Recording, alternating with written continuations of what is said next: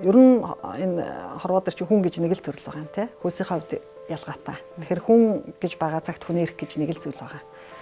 Яагаад бид нар эмэгтэйчүүд эрх гэж яриад байгаа юм бэ?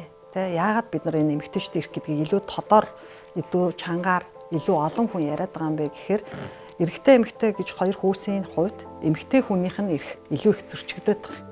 Тэгэхээр бид нар ихэвчлэн хүмүүс юу гэж ойлгодог вэ гэхээр эмэгтэй хүний эрх гэж нэг тусдаа ойлголт байгаа даа. Хүний эрх гэж тусдаа ойлголт байгаа даа.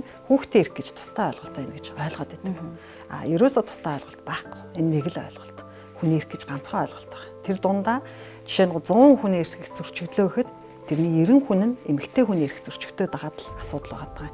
Энэ нь зөвхөн Монголын тухай биш, дэлхийд даяар тэ хүн төрөлхтөн даяар энэ эмэгтэй гэдэг хүүсийн хувьд эрх нь илүү их зөрчигдөд байгаа учраас одоо доктортой хөгжлийн зайрал гэж энэ эмэгтэйчүүдэд шийдвэр гаргах төвшөнд дэмжиж эмэгтэйчүүдийн эрх зөрчигдөд байна тэ.